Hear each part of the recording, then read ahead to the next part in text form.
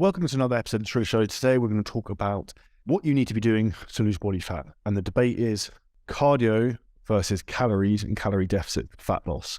Now, this is something I see over and over again is one of the biggest myths you see when it comes to fat loss. And that's people thinking that the primary thing that's going to make you lose weight and lose body fat is actually doing cardio. Now, if we look back at the raw fundamentals of how this actually works, you're around 10% of the amount of calories your body burns every single day are going to come from exercise, from working out, moving around, whatever. So if we think about it purely logically from that point of view, 90% of the calories we burn aren't coming from exercise. The majority are going to come from what's called our BMR, our basal metabolic rate. So essentially the amount of calories our body and energy our body needs to keep our body alive at any given time. Now, this is a hugely important thing to remember because when we take back the context of logically what's going to get the greatest results in cardio versus calories and calorie deficit for fat loss, we have to remember this. Now, the other things that can have an effect in terms of fat loss and obviously the amount of calories you're going to burn on a daily basis, one huge one is what's called the thermic effect of food, which again can have 5 to 10% of your calories burned every day. And that thermic effect of food is essentially the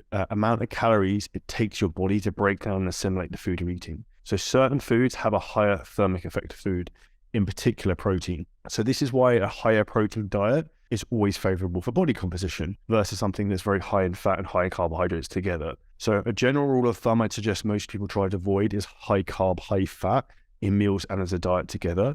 And respectfully, in the Asian communities, if you look at like Southern Asia, like India, Pakistan, countries like that, one of the reasons they have an obesity problem is because their diets are very high in carbohydrates, very high in fats, and this leads to poor body composition and your body to store body fat. Now, when it comes to the debate of calories versus calorie deficit versus cardio, I'm going to put it to you like this. If you want to drop 1 kilo of body fat, you need to lose.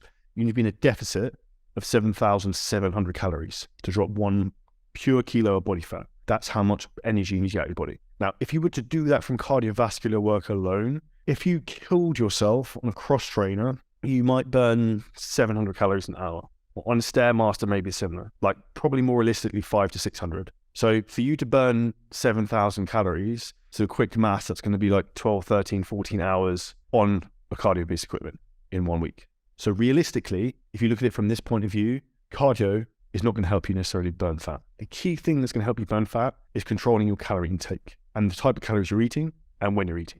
But the most important thing is the overall number of the calories you're consuming. So if we look at that as a more specific debate, so with calories, what we want to make sure that we're doing is looking at the calories you eat every single day. Also zoom out that spectrum. So we're looking at the calories over and over a week because you could be in a big deficit for 6 days. Say 6 days you're eating, hypothetically, say you're 1,500 calories. Say your body needs 2,000. So you're in a deficit of 500, right? And then say come weekend rolls around, you eat an extra 2,500 calories in 1 day. Guess what? You've just wiped out the entire progress of that entire week. So this is why it's really important for you to understand and listen to this. If you struggle with fat loss, and you've been in a position when you're in a roller coaster of Monday to Friday, you're all in, super strict. The weekend comes, it's a shit show. This is why you will never see progress because you're like robbing Peter to pay Paul. You're taking energy like from Monday to Friday, like removing that from your body. And then Saturday, Sunday, you've got a massive surplus. And then Monday rolls around again, you feel super guilty and you're in that peripheral cycle, which you never can get out of. So to fix this, here's some very easy tips to help you. Make sure that your diet and whatever you're doing right now is adherable. So the most important thing, I just spoke with one of my clients who I was training with earlier, Serge here in Dubai, is adherence and making sure something you can stick to longer term.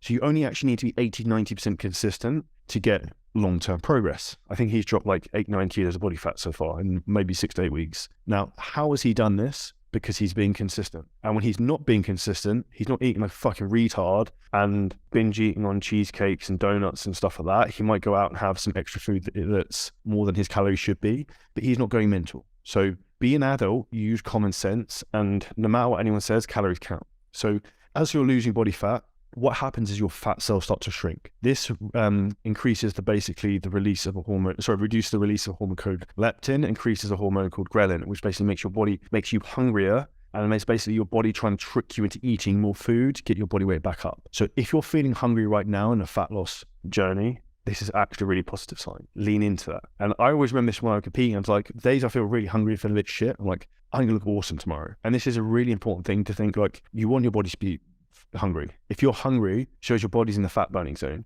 Now, talking about fat burning zones, cardio obviously does have some impact in terms of fat loss, quite clearly. Now, one of the easiest ways we can get our body to burn more fat is to make sure that our heart rate is in the right zone.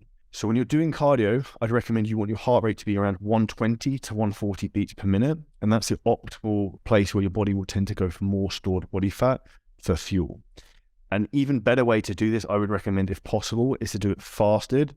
So you've got no glucose in your bloodstream, or very low. So your body's not going to be using the food you've eaten as energy for fuel to fuel the cardio. It's going to go after the fat reserves. This has been shown over and over again with my own anecdotal experience, the best athletes in the world. This is what is the most effective form of cardio. So ideally, you want to have cardiovascular work as far away from resistance training as possible. And so like, for example, I would do cardio, eat, and then an hour and a half I'd work out. In an ideal scenario, you do cardio, you probably work out 6 hours later on. But from a practical point of view, what you can do consistently that's going to fit into your schedule is going to achieve the greatest results for you. So this is what you should focus on doing. Now, the next thing I suggest in terms of, we're talking about resistance training, we're talking about calories burned. Weight training, resistance training is not designed for fat loss.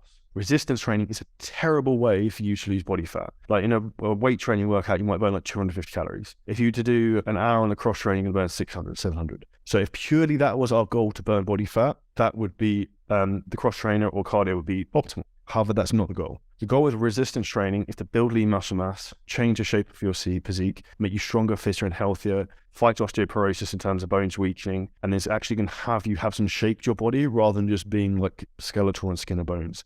Because what happens with a lot of people is they just do endless amounts of cardio and they end up skinny fat. Their position, they don't actually look that lean, even though their body fat's quite low because they're really muscle tissue. So you have to have some muscle tissue to actually allow you to look like you're in shape. So really, really important.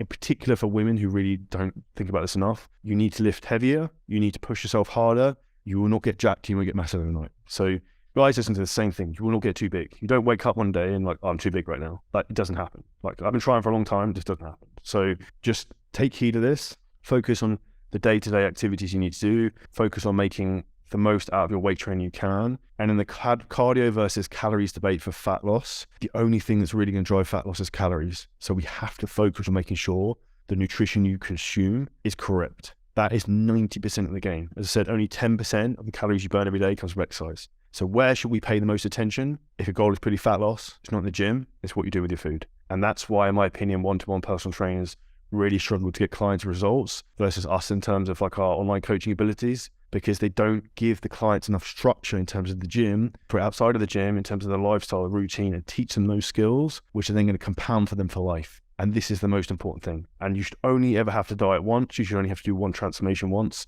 And what we focus on in CJ Coaching is this. After 3 years, 95% of dieters end up regaining the weight they've lost and more. Our mission is to make sure that when you start a program with us, we get your results. You are part of the 5% of people who lose the weight, keep it off, and you change your life for good. If you want to be part of the 5%, hit the link below this podcast and you can book in a free strategy call with myself and the CJ Coaching team, or drop me a message on Instagram, LinkedIn, TikTok, wherever you like. And just say you've listened to the podcast, just message me the word results. We can have a chat about how we can help you and we can make you our next success story. So the debate versus cardio versus fat loss, and cardio versus calories. Calories always win. If this episode was helpful, make sure you share it to your stories on social media, leave a 5-star review, and we'll see you next episode very soon.